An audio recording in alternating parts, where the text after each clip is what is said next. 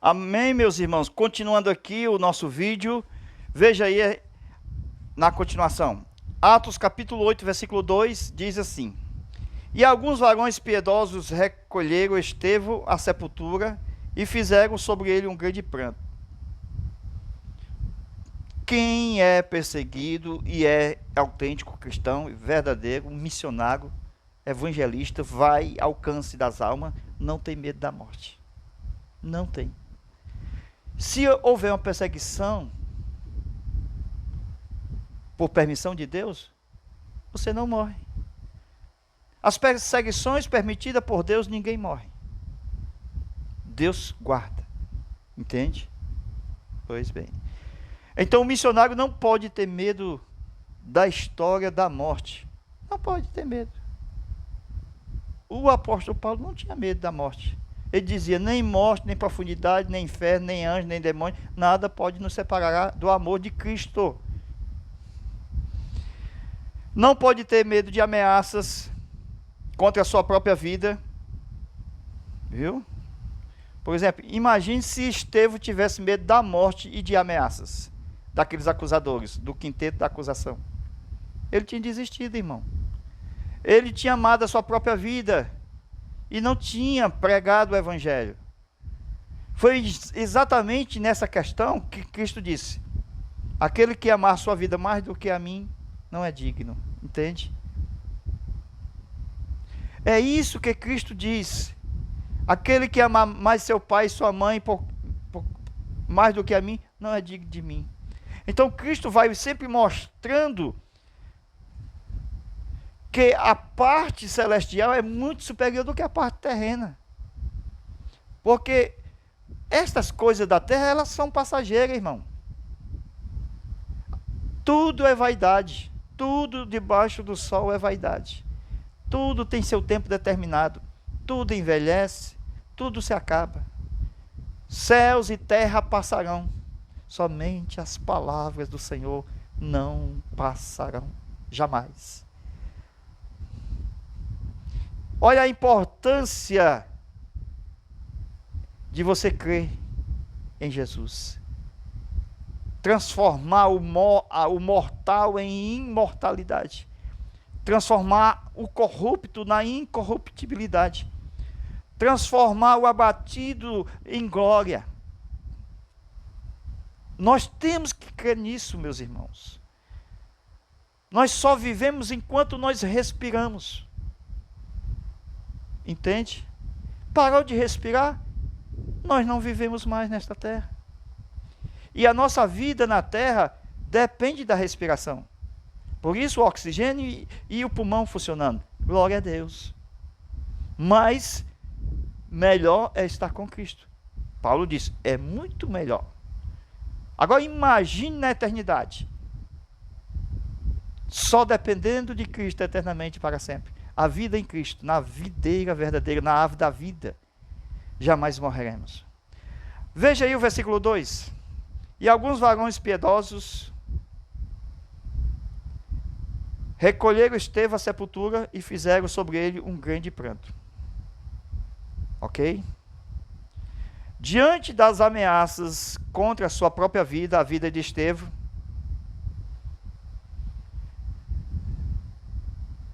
ele não temeu as suas ameaças dos seus próprios inimigos e assim foi executado a pedradas. Veja como foi a morte de Estevão. Mas ele era morrendo e vendo o céu. Ele era morrendo e vendo Jesus. Ele era morrendo e entrando no céu. Você entende isso? Porque parece um paradoxo. Mas não é. Veja como é que Deus trabalha, irmão. Entregando a vida para viver. Entende? Eu dou a minha... Não foi isso que Jesus fez? Dou a minha vida. Eu dou a minha vida.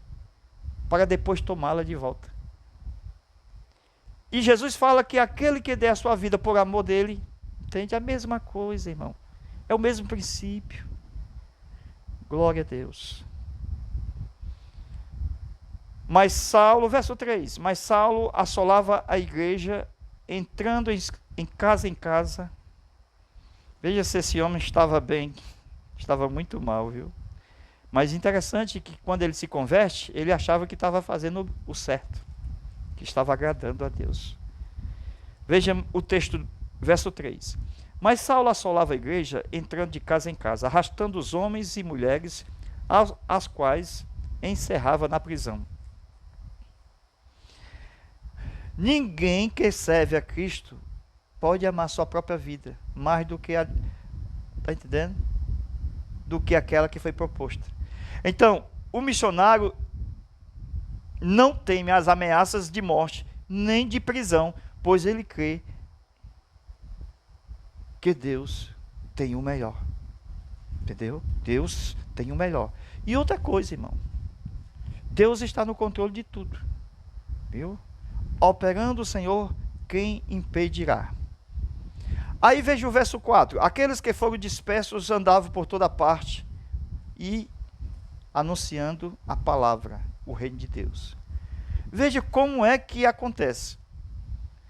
O pessoal de Jerusalém foram perseguidos. E somente assim eles poderiam cumprir o propósito, isto é, o foco principal, da qual a igreja foi fundada, entende? A igreja é a agência do reino de Deus na terra. Por quê? Porque está incumbido nela a pregação do evangelho. Foi Jesus quem deu ordem à igreja ir por todo o mundo.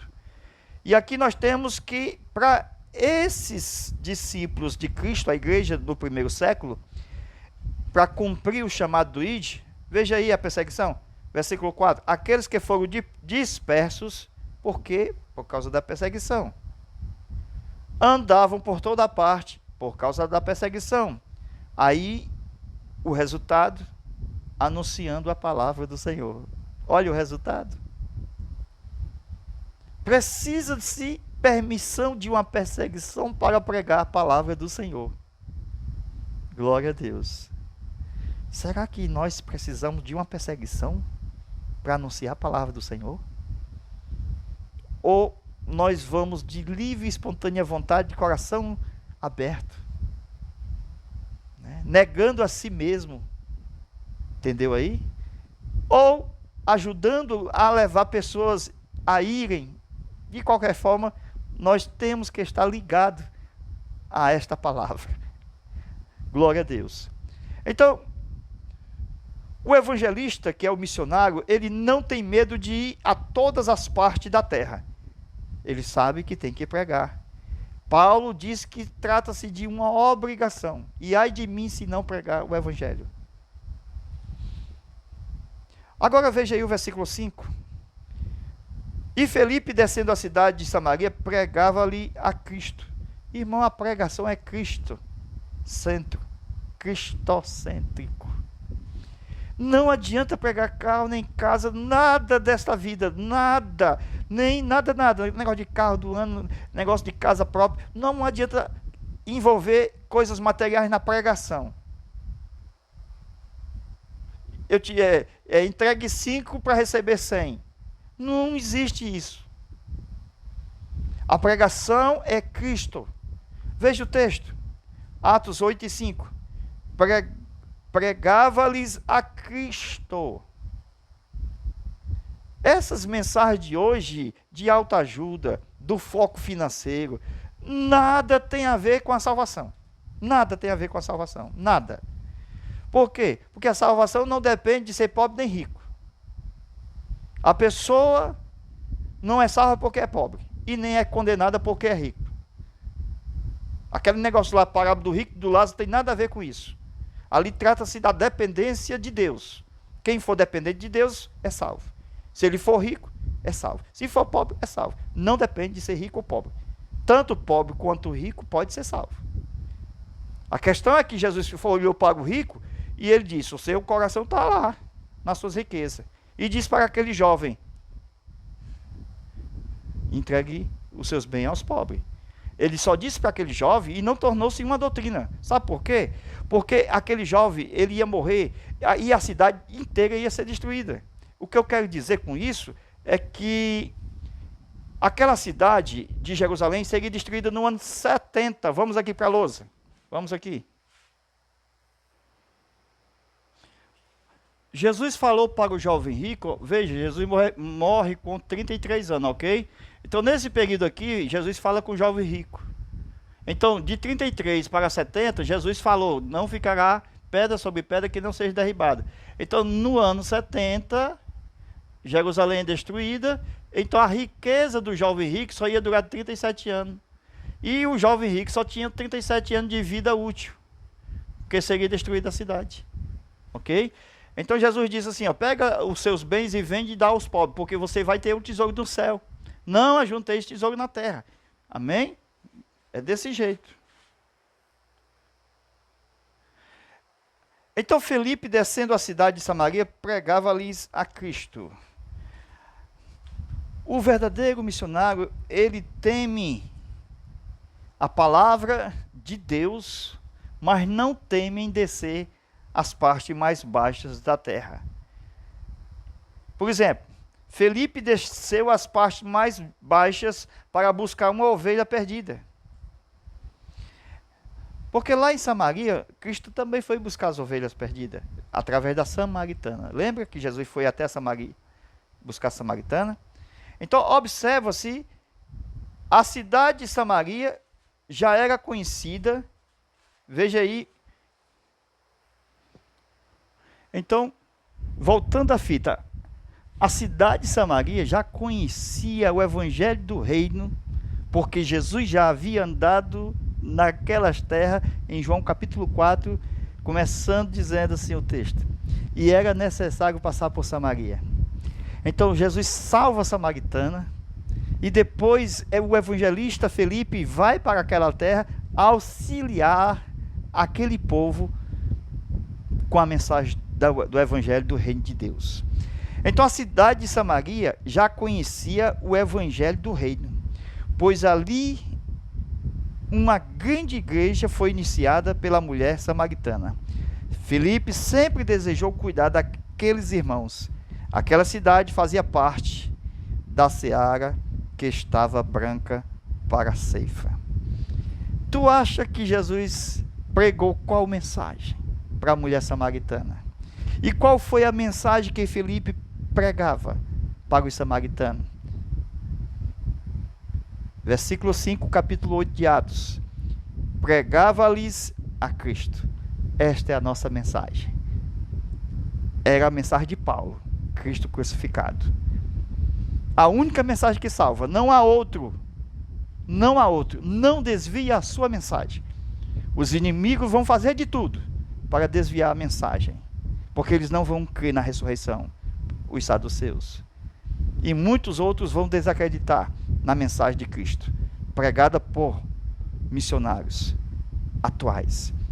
Então ergue a cabeça e continue pregando a Cristo, como estava Felipe, também estava, veja, Estevão, ele pregando a Cristo desde os dias de Abraão, entende? Até a chegada dele, chamado de o justo. Que Deus em Cristo vos abençoe. Estamos preparando mais aulas e enviaremos em breve. A paz do Senhor a todos e fica com Deus. Até a nossa próxima aula, se Deus quiser. Amém.